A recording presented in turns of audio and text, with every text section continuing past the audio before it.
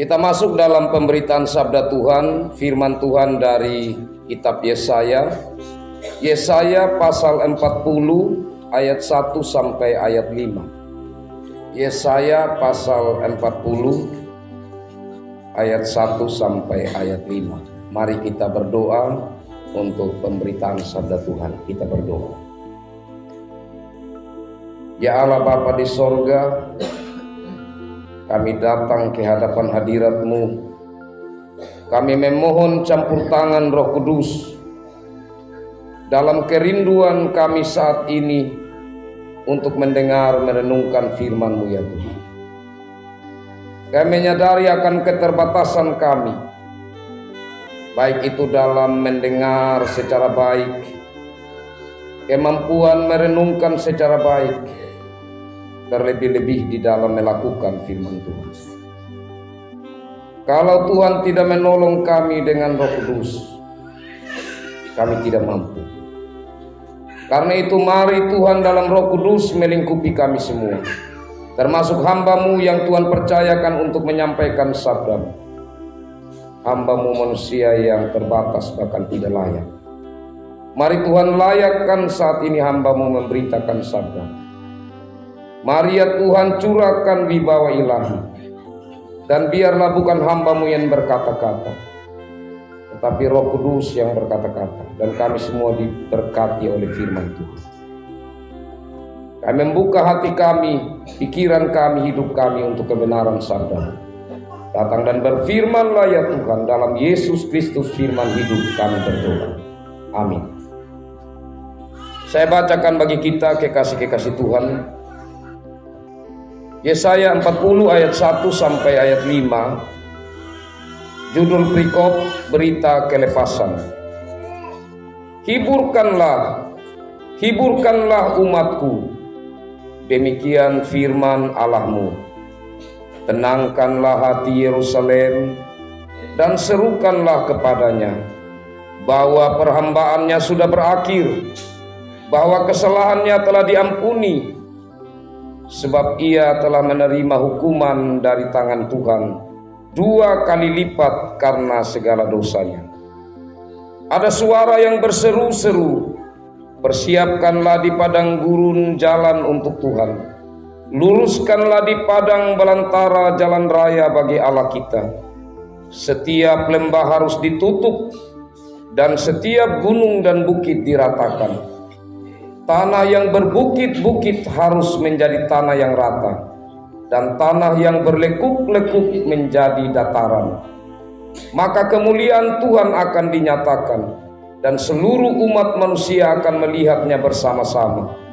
Sungguh, Tuhan sendiri telah mengatakannya. Demikian sabda Tuhan. Berbahagialah kita yang selalu rindu firman Tuhan memelihara dalam hidup sehari-hari. Shalom. Sidang jemaat yang kekasih dalam Tuhan Yesus Kristus, kita masuk dalam minggu Advent yang kedua. Dan dalam minggu Advent yang kedua ini, kita bersama-sama mendapatkan bahan dari sinode dari Yesaya pasal 40 ayat 1 sampai ayat yang kelima. Kekasih-kekasih Tuhan, ini ada seruan yang disampaikan.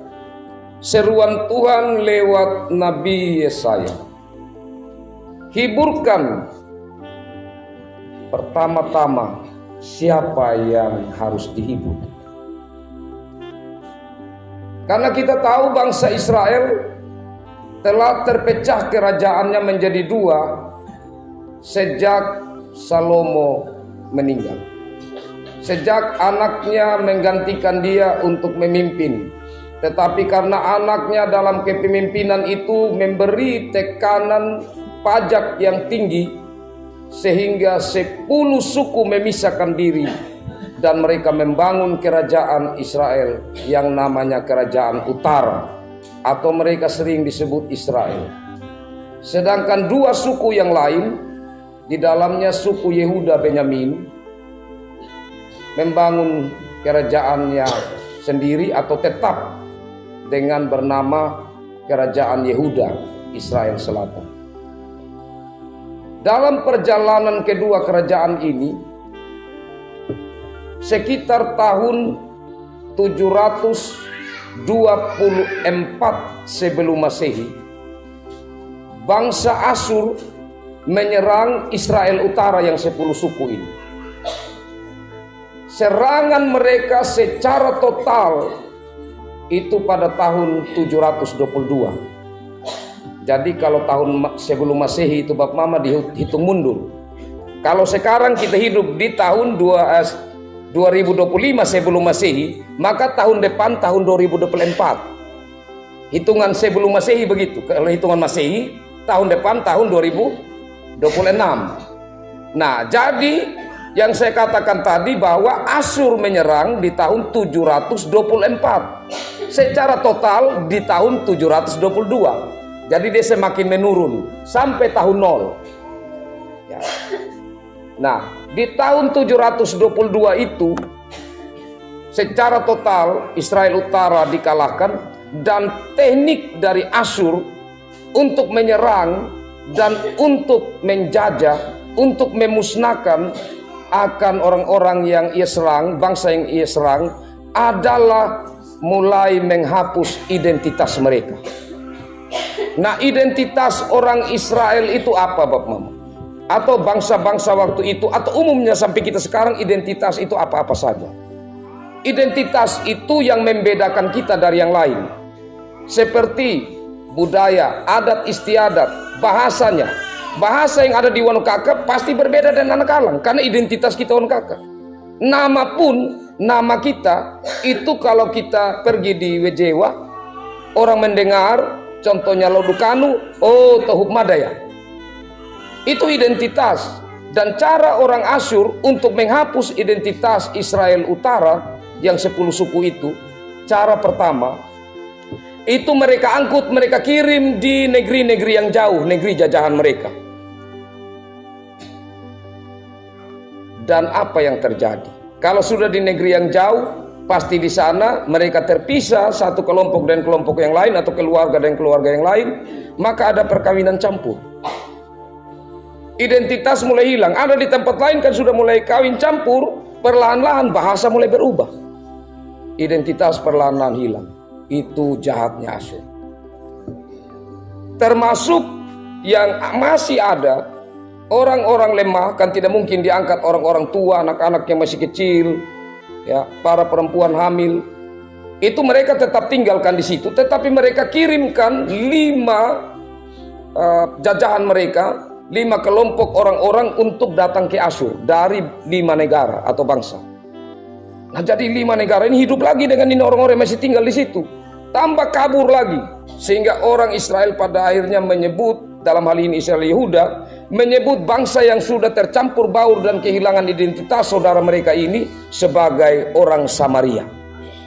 Jadi yang kita biasa dengar bilang orang Samaria itu sudah yang 10 suku ini, yang sudah tidak jelas lagi, termasuk identitas yang paling penting, yaitu menyembah Allah yang Esa atau Yahweh. Itu perlahan-lahan mulai pudar. Kenapa? Karena mereka sudah kawin campur dengan yang menyembah ilah-ilah lain. Begitu kacaunya keadaan Israel Utara. Nah, bagaimana dengan Israel Selatan atau Yehuda? Yehuda mulai diserang oleh Babel itu tahun sekitar 605 sebelum Masehi. Secara total memang ada beberapa tahapan dalam serangan itu. Serangan yang paling total yang digencarkan oleh Babel pada tahun 586. Pada tahun 586 sebelum Masehi, total kekalahan di Israel Selatan atau Yehuda. Ya, yang paling memprihatinkan karena bait Allah itu dihancurkan. Nah, kekasih-kekasih Tuhan, konteksnya Yesaya 40 ini, berita penghiburan ini kepada pertama, bangsa Israel Yehuda yang 2 suku itu, yang kebanyakan sudah diangkut ke Babel, dan juga yang masih tetap tinggal ada beberapa di Yerusalem. Yang kedua, ini hiburkan itu kepada sisa-sisa orang Israel yang masih setia. Karena apa? Karena orang Israel di Babel itu mereka juga sudah mulai banyak yang tidak setia. Bahkan bangsa Israel Yehuda yang masih ada di Yehuda atau Yerusalem, ya, mereka juga sudah mulai beralih karena tekanan dari berbagai bangsa. Nah, dalam kenyataan seperti ini kekasih-kekasih Tuhan, maka firman Tuhan datang untuk memberi penghiburan kepada umat. Terlebih khususnya umat yang ada di pembuangan, karena mereka banyak di sana dan yang terpelajar yang kuat ada di pembuangan Babel. Dan kekasih Tuhan, kenapa mereka butuh untuk dihiburkan? Karena tentu di Babel sebagai yang dijajah, mereka tentu mendapatkan tekanan hidup yang luar biasa. Mereka dipaksa untuk bekerja. Mereka dipaksa untuk melakukan apa yang menjadi aturan dari pemerintahan Babel. Seperti aturan yang membatasi untuk mereka beribadah. Ya, mereka harus taat. Sehingga di sini ya secara fisik, secara kehidupan sehari-hari mereka tertekan. Dan juga secara kehidupan rohani mereka dibatasi. Tentu mereka membutuhkan satu kebebasan. Ya ibarat kalau ya contoh saja Bapak Mama. Kalau kita ada di penjara, berita apa yang paling kita sukai? Berita bebas. Sebelum pembebasan itu, di penjara itu mereka dihiburkan dengan firman Tuhan setiap minggu. Ada ibadah. Itu menjadi sebuah kekuatan tersendiri bagi mereka. Dan bangsa Israel ini Bapak Mama kekasih Tuhan, khususnya Yehuda yang ada di Babel, itu mereka kurang lebih 70 tahun ada di Babel. 70 tahun menderita. 70 tahun ini menurut firman Tuhan di sini itu sudah 2 kali lipat hukuman yang mereka rasakan akibat perbuatan mereka. Artinya dengan begitu baru mereka benar-benar merasakan bahwa kita sudah berdosa, bahwa memang kita butuh Tuhan.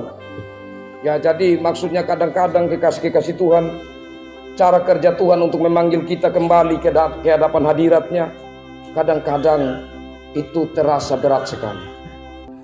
Dia berikan kita pergumulan yang sangat berat. Meskipun tidak semua hal seperti itu. Tetapi ada saatnya di mana kita menghadapi hal yang berat sekali, tapi kalau direnungkan secara iman bahwa inilah cara Tuhan untuk memanggil kita kembali dekat dengan. Kekasih-kekasih Tuhan, berita penghiburan yang sangat dibutuhkan oleh bangsa Israel ini tentu pada akhirnya dinyatakan secara total lewat kepulangan bangsa Israel. Bangsa Israel pada akhirnya yang dijajah di Babel, yang dibuang di Babel, kita ingat ceritanya bahwa nanti mereka dikalahkan lagi oleh Persia Media. Jadi Babel dikalahkan Persia Media mengangkut yang ada di Babel tadi ke mereka, dan nanti dari Persia Media, raja yang ada di sana yang tidak mengenal Tuhan, tetapi roh Allah bekerja dalam dirinya, dia memberi keluasan untuk bangsa Israel ini pulang dan membangun kembali bait Allah dan membangun kehidupan mereka. Itu cara kerja Tuhan. Kekasih-kekasih Tuhan, apa yang dapat kita tarik dari firman Tuhan ini dalam kehidupan kita sekarang, khususnya Minggu Advent kedua? Kekasih-kekasih Tuhan, kalau kita merenungkan pergumulan penderitaan yang ada sekarang dalam konteks saat ini, kita pertama-tama melihat yang lebih luas secara skop Indonesia. Secara Indonesia sekarang Bapak Mama, tragedi yang sedang terjadi itu apa? Saya yakin itu viral dan kita tahu bersama, yaitu bencana alam di luar biasa Bapak Mama. Makan korban jiwa begitu banyak. Menyedihkan sekali.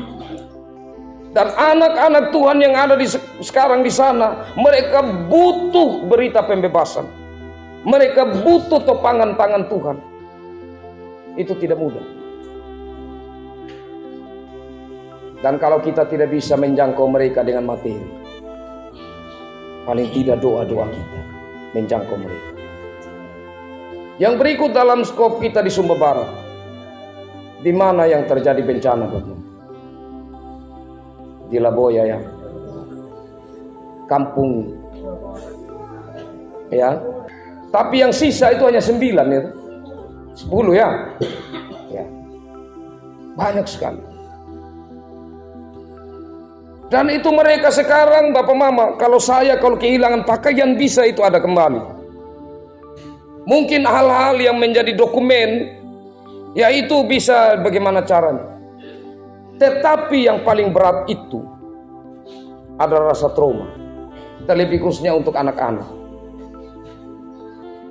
Mereka melihat bahwa tempat mereka bermain, tempat mereka tidur, itu dalam sekejap hilang di depan mata mereka. Itu yang perlu pendampingan khusus. Dan kita menjangkau mereka sedapatnya dengan doa. Kalaupun sewilayah kelas Wano KKN bersepakat seperti di dulu yang kita jalan bersama-sama di DK, ya, kita satuan kakak dulu klasis pergi ke sana. Kalau ini nanti 3 klasis yang ada di wilayah Wano KK ini mungkin bersepakat dan itu diumumkan, kiranya kita meringankan langkah yang dapat pergi dan apa yang dapat kita berikan untuk menopang keluarga di sana. Karena itulah wujud nyata dari apa yang menjadi khotbah di Minggu Advent kedua ini. Kekasih-kekasih Tuhan, kita lihat lagi dalam yang lebih kecil. Karena ya tema Natal kita ini tentang keluarga. Mungkin sebentar ini tema Natal baru Kakak Domi dengan anak-anak muda yang lain pasang sudah ada. Kekasih-kekasih Tuhan, coba kita renungkan dalam rumah tangga. Penderitaan seperti apa yang sedang kita rasakan dan kita butuh ada penghiburan dan berita pembebasan. Kekasih-kekasih Tuhan, Minggu Advent adalah minggu penantian. Tapi yang paling mendasar, mari kita renungkan secara serius. Yang menyebabkan terjadinya masalah dan penderitaan itu siapa? Kalau saya menyebabkan penderitaan masalah, maka firman Tuhan datang, dia mengatakan begini. Coba kita lihat bersama-sama di ayatnya yang ketiga. Ada suara yang berseru-seru, persiapkanlah di padang gurun jalan untuk Tuhan, luruskanlah di padang belantara jalan raya bagi Allah kita, dan seterusnya. Yang berlubang, yang berkelok-kelok, itu gambaran masalah. Tapi kekasih-kekasih Tuhan, yang penting adalah kalau saya dan saudara-saudara menjadi yang membuat jalan berkelok, maka hari ini ambil keputusan dalam diri. Tuhan, saya mau luruskan jalan itu. Saya mau timbun yang berlubang. Sehingga pada akhirnya, meskipun dalam hidup tidak mungkin terlepas dari masalah, dari penderitaan, tetapi kehadiran kita yang berubah akan membawa penghiburan tersendiri dalam persekutuan, khususnya dalam rumah tangga. Karena Tuhan menjadikan saya dan saudara itu agen. Dan kekasih-kekasih Tuhan, apakah kita mampu? Sebenarnya tidak mampu. Tapi kita mampu karena kita punya Tuhan yang berkuasa. Kita mampu karena kita mengandalkan Roh Kudus yang akan menolong saya dan saudara. Jadi kalau dalam rumah tangga kita mungkin seringkali menjadi penyebab. Sebagai suami, istri marah. Dan istri itu benar. Sebagai istri, ya, suami sering marah. Dan sebaliknya, kita perlu renungkan untuk kembali kita melihat. Hal-hal mana yang bengkok, yang berlubang, yang perlu untuk kita luruskan dan rata. Dengan demikian, maka makna penantian dia menjadi sesuatu makna yang luar biasa. Karena pada waktu Natal nanti, saat kita datang ke gereja sebagai satu keluarga bersama-sama, sukacita itu luar biasa. Bukan karena kita sudah sempurna, tetapi karena ada perubahan-perubahan yang kita alami dalam kehidupan bersama. Dan terlebih luas dari itu, di saat kita memulai dari rumah tangga, maka persekutuan sebagai satu tubuh Kristus, khususnya di pusat umat ini, akan semakin terawat dan terjaga dengan baik. Kiranya penghiburan dari Tuhan dan kiranya Roh Kudus Tuhan yang terus menopang kita, yang kita andalkan dalam hidup ini, terus berkarya mulai saat ini dan sepanjang Tuhan memberi kesempatan saya dan saudara menjalani panggilan di dunia ini. Tuhan memberkati firman-Nya dan memberkati kita semua. Amin.